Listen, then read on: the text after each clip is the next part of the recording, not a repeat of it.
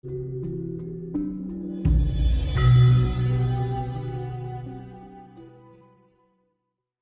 bahasa itu adalah induk dari kebudayaan, dan kebudayaan itu adalah cikal bakal dari satu komunitas dianggap sebuah masyarakat. Itu disebutnya budaya. Jadi budaya itu bahasa. Jadi bahasa itu adalah induk. Nah, Indonesia itu anomali. Karena ada sekitar 500-an bahasa, tapi menyatakan bersatu dalam kesatuan politik itu luar biasa besar. Nah, karena itu maka seharusnya prinsip utama yang harus tetap dipelihara di Indonesia itu adalah semangat toleransi. Karena sejak awal kita berbeda, nggak ada dalam satu kesatuan. Jadi kita bersatu atas perbedaan-perbedaan yang banyak dan besar. Tapi kalau kemudian tadi dikatakan akarnya adalah bahasa, apakah bisa dikatakan bahwa semua hal ajaran-ajaran yang masuk ke Indonesia sebaiknya itu dipelajari dengan bahasa yang kita tahu?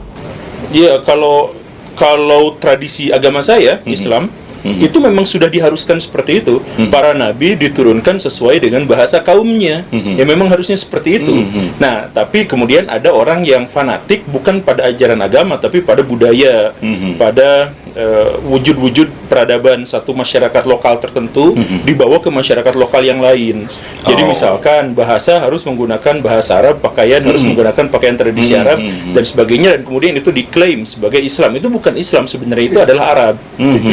Dalam konteks itu begitu. Dalam konteks itu adalah Arab. Iya. Jadi kalau misalkan dalam konteks budaya, misalkan masyarakat Jawa itu adalah masyarakat yang sejak awal ahli sekali untuk membangun hubungan-hubungan antara budaya dan agama lain masuk ke dalam budaya dan agama tradisi lokalnya. Misalkan orang Jawa itu pakai belangkon, itu sebenarnya kan sorban. Sorban yang pakai batik gitu. Makanya cara melilitnya hampir sama. Memang sama sejak awal gitu. Memang sejak awal. Nah, jadi orang Arab, ini kita hubungkan dengan kebudayaan ya. Orang Arab itu pakai sorban, kenapa? Karena panas luar biasa. Kalau di sana nggak pakai bukan karena pahala ya? Bukan. Orang Arab itu sangat budaya ya. Panas. Jadi kalau kita di sana nggak pakai penutup kepala tuh pusing tuh. Dan topi biasa juga nggak mempan. Makanya harus pakai yang berbelit-belit tebal gitu. Betul. Nah, karena itu ketika masuk orang-orang Arab ke Jawa, orang Jawa bagus tuh. Itu tradisi agama Islam. Yuk kita ikutin. Tapi pas dipakai gerah banget itu orang-orang Jawa tuh. Mana tebel. Makanya ditipisin tuh. Jadi seperti ini.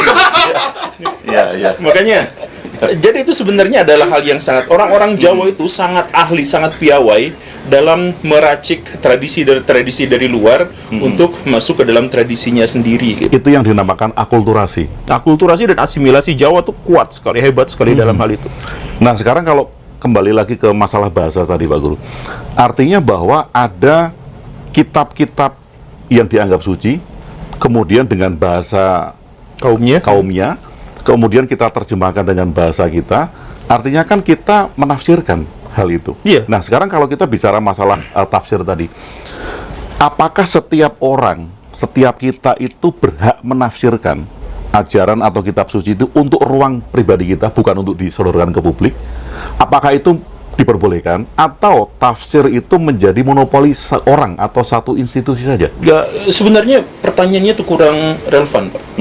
Jadi sebenarnya itu bukan bisa atau tidak bisa, bukan boleh atau tidak boleh, tapi kita tidak mungkin bisa untuk mengikuti tafsir satu orang diterapkan pada tafsir kita sendiri, itu nggak mungkin. Jadi tafsir satu orang diterapkan pada orang lain itu nggak mungkin. Karena apa? Karena misalkan ketika kita saya misalkan menganggap bahwa saya Muslim, kemudian di sini ada beberapa yang Muslim. Pikiran kita tentang Tuhan, tentang Nabi, tentang agama, tentang peraturan ternyata berbeda-beda. Bahkan tanpa disampaikan pun, tanpa dibahasakan, tanpa didemonstrasikan pun, kita itu berbeda-beda. Misalkan Bapak punya gagasan tentang Tuhan, itu beda dengan saya, dan Bapak gak bisa menjelaskan konsepsi Bapak tentang Tuhan itu bagaimana. Sama seperti saya juga tidak bisa seperti itu. Jadi sebenarnya permasalahannya bukan boleh atau tidak boleh. Kita secara alamiah pasti akan menafsirkan. Salah satu konsekuensi logis dari teks itu adalah kita menafsirkan. Teks itu tidak bisa dibaca tanpa tafsiran. Mustahil. Nah, artinya kan di dalam posisi itu, kalau untuk saya pribadi misalnya, atau untuk orang-orang pribadi, dia kan berhak untuk menafsirkan untuk dirinya sendiri. Ya, bukan berhak, itu pasti niscaya. Pasti, kan? Dia pasti seperti Pasti itu. menafsirkan Tidak mungkin itu. tidak, iya. Oke. Nah, yang kemudian jadi bahan keributan itu adalah ketika tafsiran-tafsiran itu ada otoritas-otoritas tertentu yang mengklaim bahwa dirinya memiliki otoritas. Itu klaim ya? Ya, klaim. Klaim untuk otoritas. Nah, kalau misalkan di dunia Kristen, klaim itu dipegang secara aklamasi oleh gereja, misalkan. Kalau misalkan oleh orang Buddha, itu diserahkan kepada pribadi masing-masing. Kalau misalkan orang Hindu yang di Bali itu ada pemuka-pemuka khusus yang berhak untuk itu. Nah, yang Islam ini diserahkan kepada ulama, tapi ulamanya siapa? Nah, ini pada akhirnya yang memunculkan debat, kemudian bahkan sampai kerusuhan-kerusuhan dan perdebatan-perdebatan. Oke, Pak Guru. Sekarang akan saya tarik kepada tafsiran pribadi tadi.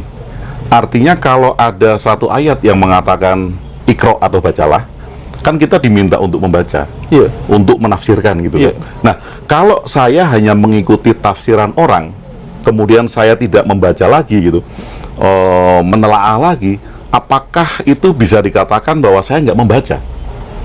Atau saya hanya ngikutin si orang ini, apa katanya, kemudian perintahnya tentang tafsiran satu ayat itu? Atau bahkan ketika kita mengatakan bahwa saya baca Iqra, wah saya nggak ngerti nih, saya harus baca ulama itu misalkan. Nah, bahkan ketika saya memutuskan untuk saya ngambil pernyataan itu, ngambil tafsiran itu adalah tafsiran saya bahwa saya tidak bisa membaca ini, sehingga saya harus menggantungkan otoritas itu kepada pihak lain. Tapi intinya bahkan ketika saya memutuskan, saya akan gantungkan otoritas penafsiran pada orang itu, saya sudah menafsirkan bahwa saya tidak bisa secara otoritatif menafsirkan ini, sehingga saya serahkan kepada orang lain. Jadi artinya tetap aja kita menafsirkan dalam konteks itu. Makanya keniscayaan dari sebuah teks yang kita baca itu adalah bahwa kita menafsirkan. Kita menafsirkan itu. Nah, artinya bahwa kalau ada orang yang klaim saya mengetahui betul ajaran si nabi ini atau utusan ini atau siapapun juga, itu tidak tepat. Atau kemudian sikap kita bagaimana kalau ada yang seperti itu? Sama seperti kita berhak untuk menafsirkan, kita juga berhak untuk menyatakan bahwa kita bisa menafsirkan. Jadi nanti pada akhirnya ada dua macam tafsiran dalam konteks ini gitu ya. Tafsiran yang secara alami yang muncul ketika kita membaca, dan tafsiran karena orang-orang menganggap kita memiliki otoritas untuk itu. Nah, orang-orang menganggap kita memiliki otoritas untuk itu misalkan karena kita bergelut di bidang itu, kita memiliki landasan keilmuan di bidang itu. Jadi misalkan kita ngambil tafsir itu berasal dari tafsir bayan misalkan. Ya, dalam dunia Islam kan ada tafsir bayan misalkan, tafsir irfan, tafsir burhan.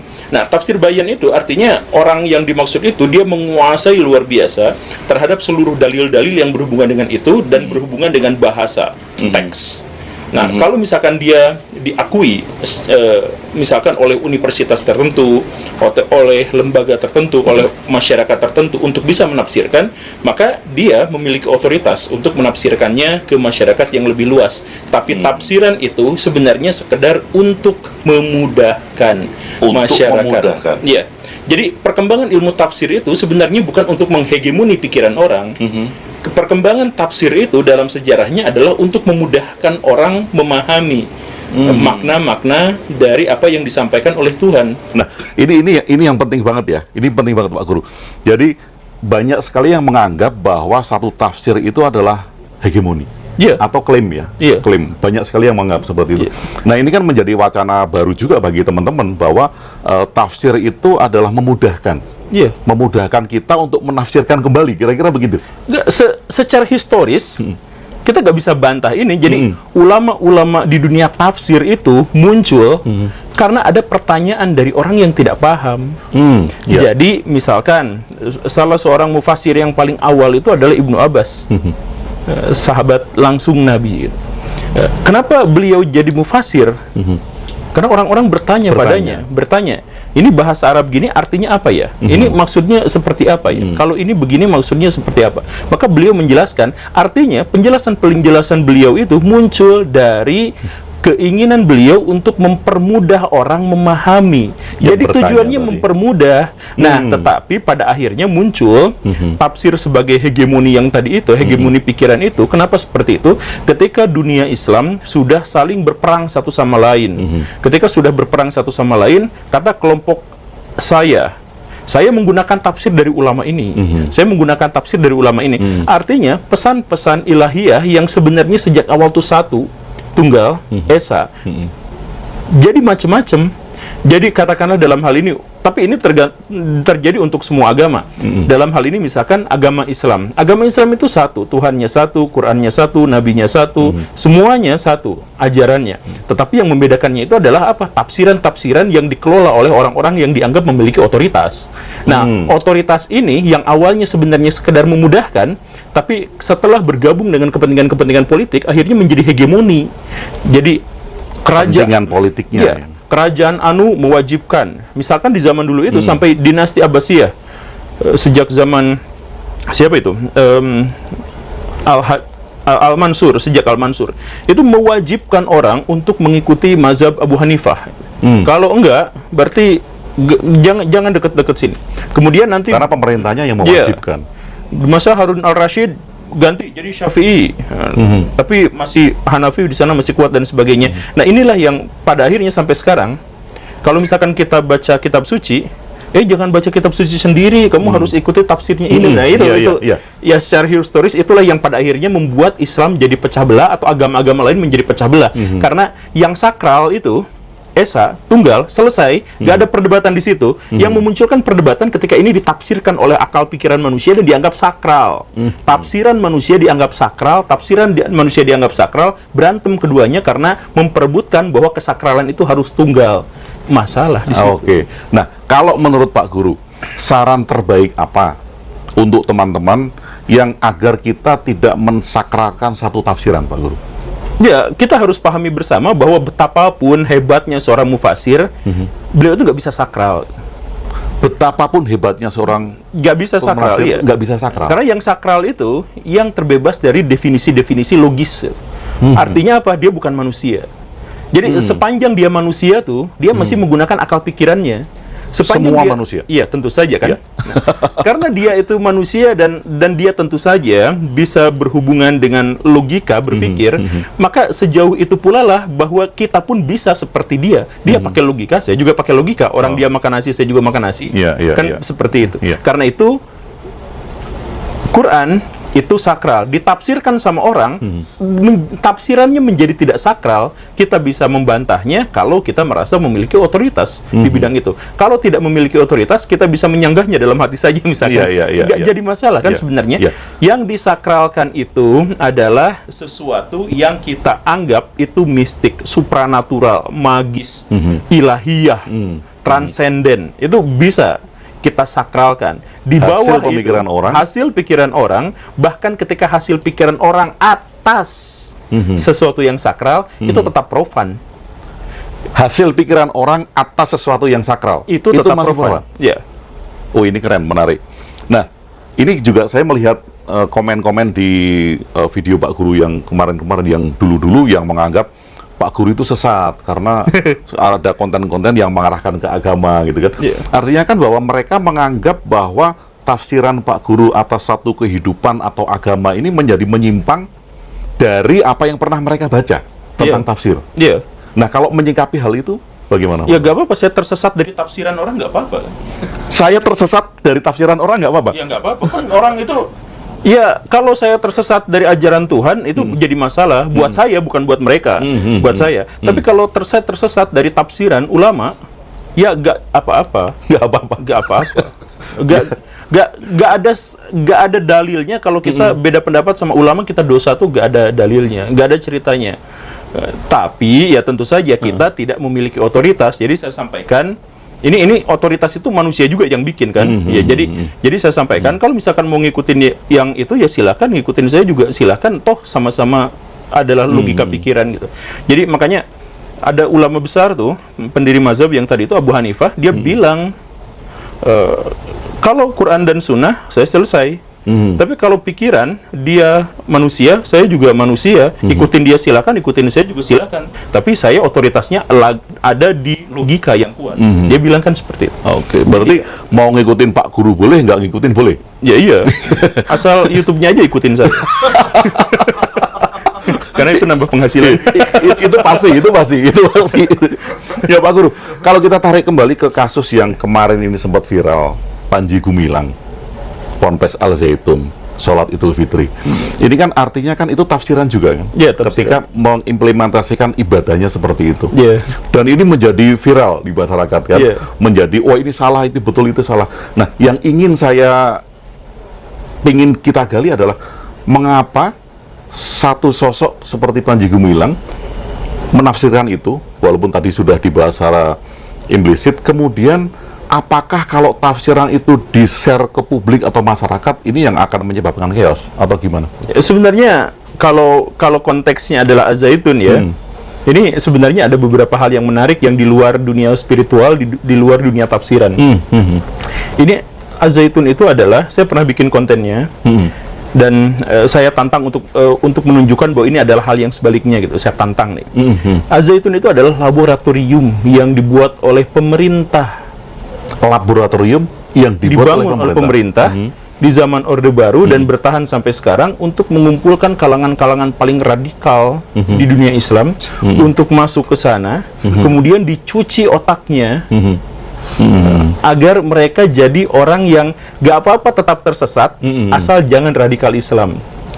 Oke. Jadi ini makanya yang mendirikannya itu adalah kan Pak Harto, Pak Habibie, iya yang peletakan batu pertama. Iya, peletakan batu pertamanya Mbak Tutut, kemudian uang-uang dari partai politik masuk ke sana dan sebagainya, sehingga dalam konteks ini ya kita bisa melihat tafsiran-tafsiran yang lain. Makanya saya minta untuk buktikan hal yang sebaliknya. Tapi dalam konteks ini bisa saja bahwa Az-Zaitun itu adalah laboratorium yang dibuat oleh pemerintah untuk menetralisir ini. Kalau misalkan pada akhirnya nanti Panji Gumilang mengeluarkan pernyataan-pernyataan atau fatwa yang aneh, itu bukan fatwa asli beliau. Bukan fatwa asli bukan, beliau. itu sebenarnya adalah upaya untuk ngeles gitu.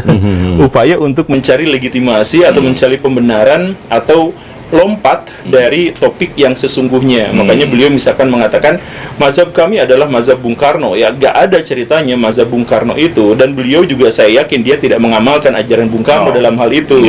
Dan Bung Karno juga tidak pernah mengatakan bahwa beliau memiliki otoritas untuk itu, kecuali dalam bukunya yang Islam Sontoloyo itu.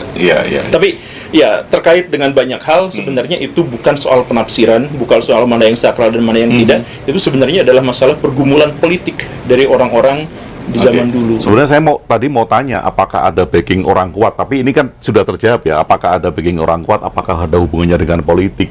Tapi ini sudah sangat terjawab sekali. Nah, yang agar teman-teman juga bisa menjadi cerdas, kita menyikapi seperti itu bagaimana, Pak Gur? Menyikapi isu-isu seperti itu.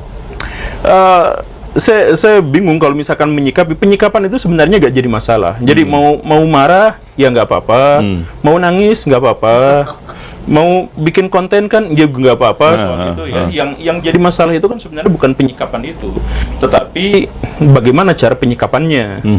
Kalau misalkan caranya kan, jadi maksudnya gini, marah tuh boleh. Yang jadi masalah itu bagaimana cara kita marah. Ada orang yang marah tuh langsung ngerusak. Ada orang yang marah itu justru karena marah saya ingin mengalahkan dia, maka saya bangun teknologi yang canggih yang besar untuk bisa mengalahkannya. Kan berarti produktif. Atau nulis buku. Nah kayak Bapak kan nulis buku banyak. Bikin konten kayak Pak. Ya bikin. Balas-balasan ini. Nah, ya, jadi sebenarnya mau marah gak jadi masalah, mau sedih gak jadi masalah. Nah, yang paling penting caranya. Kalau misalkan caranya itu adalah produktif, misalkan, ayo kita ajak diskusi, kita debat publik, misalkan yang semacam itu kan lebih elegan, lebih baik. Berarti yang jadi persoalan penting adalah bagaimana kita mensosialisasikan cara tadi, Pak Gur. Ya, iya. Jadi emosi itu hewani. Marah tuh emosi, marah tuh emosi hewani. Kemudian nangis tuh juga hewani. Nah, yang membedakan kita itu manusia itu adalah kita bisa mengolah emosi itu jadi seperti apa. Nah, kalau misalkan kita tidak bisa mengolah, ya hewani juga. Jadi kalau misalkan marah, kemudian kita marah-marah banting HP, nah sisi hewani kita masih kelihatan di situ. Kita misalkan sedih, nangis, terus loncat dari gedung 8 lantai, ya itu kan sebenarnya juga hewani gitu. Nah, yang menjadi manusiawi itu adalah ketika dia mampu mengelola ekspresi kemarahan, ekspresi kesedihan itu menjadi sesuatu yang lebih manusiawi, menjadikan dirinya eksistensi. Nah, ini menarik ya, bagaimana caranya kita untuk mensikapi, caranya kita untuk mengelola tadi. Nah, Pak Guru, kalau kemudian banyak orang yang belum tahu bagaimana caranya mengelola itu, dan dia terjebak kepada fanatisme. Otomatis orang yang melihat berita tentang Panji Gumilang itu ada juga yang fanatik terhadap alirannya itu. Kemudian ada juga orang yang tidak fanatik, tetapi fanatik dengan yang lain. Nah, fanatisme itu akarnya sepertinya apa sih? Fanatisme itu muncul dari rasa takut. Rasa takut? Ya, rasa takut. Sama seperti beberapa teori tentang kemunculan agama, fanatisme itu muncul dari rasa takut. Jadi manusia itu adalah makhluk yang bersosial. Manusia itu hanya bisa hidup ketika ada manusia yang lain. Bahkan peradaban manusia tuh muncul gara-gara ada manusia yang lain. Bapak pakai baju tuh gara-gara ada orang lain, Pak. Kalau nggak ada orang lain, Bapak nggak pakai. Saya telanjang gitu kan. Bapak dinilai. Atau ada orang lain tapi istri sendiri. Oh, itu beda cerita. Ya, tapi intinya norma kita semuanya, peradaban kita itu muncul itu gara-gara ada orang lain, gara-gara kita tuh makhluk sosial. Kita bahkan bisa membangun peradaban itu karena akumulasi pengetahuan ketika kita bermasyarakat. Kan begitu ya dasarnya itu. Nah, karena itu masyarakat juga bisa kita gunakan sebagai alat untuk membela kepentingan pribadi kita. Kita bisa hidup karena orang lain. Jadi kalau kita lepas dari orang lain, kitanya mati, gitu kan? Nah, fanatisme itu muncul. Fanatisme terhadap kelompok. Kita takut sekali keluar dari kelompok itu, sehingga kita akan kekurangan pangan, yang tadi itu kekurangan pembelaan. Kita takut ketika keluar dari kelompok itu kita akan mengalami nasib yang buruk, maka kita berusaha untuk tetap ada di sana. Bagaimana caranya agar kita tetap berusaha ada di sana? Ya menjadi fanatik. Berarti bisa dikatakan kalau saya fanatik dengan agama saya, artinya saya tidak percaya. Artinya saya takut luar biasa. Iya, saya takut. Kalau saya fanatik dengan kelompok saya, artinya saya takut keluar dari kelompok ini. Saya. Iya. Atau bahkan mungkin bisa dikatakan gini nggak, Pak Guru? Saya fanatik karena saya takut kelompok saya ternyata yang salah gitu. Ya, bisa juga seperti itu. Jadi misal begini ya, kemarin itu di TikTok ada sesuatu yang viral. Yaitu ketika ada seorang perempuan yang mengaku beres umroh malah masuk Kristen, dia Muslim gitu ya. Kemudian masuk Kristen, kemudian penontonnya itu banyak sekali jutaan. Dan di kolom komentar yang teratas itu dituliskan, kami tidak butuh orang-orang seperti dia. Nah, ini fanatik. Jadi maksudnya adalah berarti dia menganggap bahwa agama itu adalah identitas komunal. Jadi kalau ada keluar, ya udah sono lu, nggak, kita tetap ada di sini gitu kan. Sebenarnya kan agama itu adalah jembatan kita untuk bisa memahami dan meresapi karunia Tuhan. Sebenarnya agama itu seperti itu. Nah, tapi ada orang-orang yang kekuatan abstraksinya tidak memadai untuk itu, sehingga dia menjadikan agama itu sebagai identitas komunal, di mana dia merasa nyaman ketika ada di tengah-tengahnya. Nah, dan ketika ada orang yang keluar dari satu agama tertentu, ya udah nggak apa-apa lah, lu aja kan kita masih banyak. Nah, pikiran sudut pandangnya itu adalah sudut pandang itu contoh dari sudut pandang rasa takut gitu. Nah, sekarang Pak Guru, kalau kita tarik dengan fenomena yang sekarang ada di media sosial juga, rasa takut ini kan berkembang kan Pak Guru ya. Kalau kita melihat rasa takut dulu pada zaman Yunani, kita takut dengan dewa-dewa gitu. Kemudian berkembang lagi, ada takut dengan Tuhan. Kemudian sekarang nih Pak Guru, itu kalau kita lihat, mereka itu takut dengan alien. Mereka menganggap bahwa ada satu peradaban lain yang namanya Pleiadian, dari gugusan bintang Pleiades itu. Nah, kelompok ini mereka merasa diawasi oleh peradaban Pleiadian ini. Nah, kalau kita melihat pergeseran itu Pak Guru, kalau dulu diawasi oleh dewa, kemudian diawasi oleh malaikat. Nah, sekarang mereka itu merasa diawasi oleh Ratu Pleiadian gitu, atau mereka peradaban dari Pleiadian yang kesadarannya diyakini lebih tinggi, teknologinya lebih maju. Jadi kita merasa diawasi lagi. Nah, kalau menurut pandangan Pak Guru, Itu keyakinan tentang Pleiadian itu bagaimana? Itu nggak ada pergeseran dari dulu sampai sekarang tuh sama aja. Sama dalam artian cuman istilahnya aja yang berbeda, konsepnya aja yang berbeda, tapi secara dasar itu tidak ada pergeseran karena kita sama-sama takut pada sesuatu yang supranatural. Jadi misalkan dewa-dewi itu supranatural. Natural itu maksudnya air jatuh dari atas ke bawah. Ketika ada seseorang yang bisa melakukan hal yang sebaliknya, netesin air dari bawah ke atas, itu supranatural.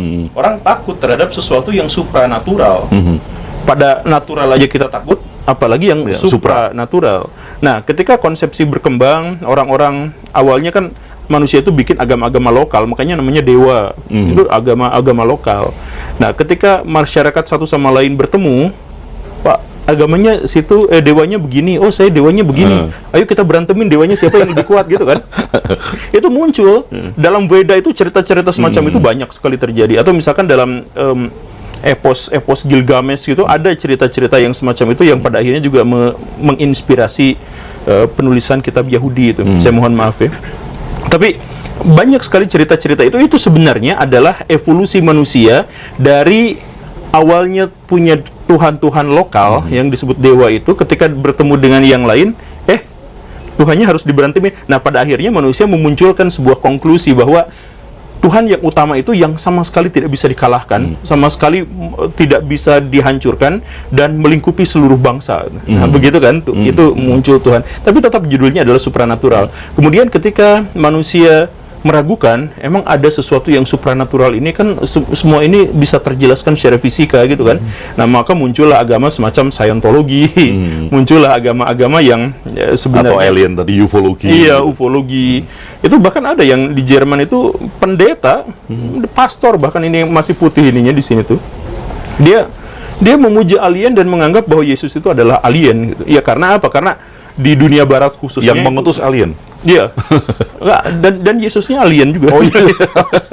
dan ya, jadi sebenarnya rasa takut terhadap supranaturalnya tetap sama, cuman berkembang seiring dengan manusia kepercayaan atau tidaknya. Dulu manusia sangat percaya pada supranatural, sekarang zaman positivistik, kata Comte itu, karena sudah zaman positivistik, maka manusia harus percaya pada sesuatu yang realistis, bahkan sesuatu yang supranatural pun harus realistis. Maka dari itu, orang-orang yang percaya ada peradaban lain yang mengawasi kita itu pun didasari atas rasa takut. Iya.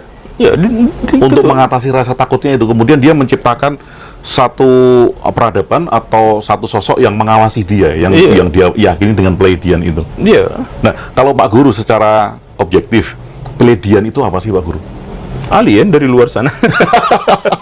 Ya, tapi iya tentu saja sebenarnya bukan Pleiadian itu, ada banyak, ada kita tuh ada 2.500 agama di seluruh dunia, dan agama-agama yang baru yang tumbuh berkembang itu, yang khususnya di Amerika dan Eropa, itu juga ada sekitar 600-an agama-agama yang baru itu, termasuk agama bunuh diri, agama alien yang menyembah alien itu, dan lain-lain. Kalaupun misal alien itu ada, kalaupun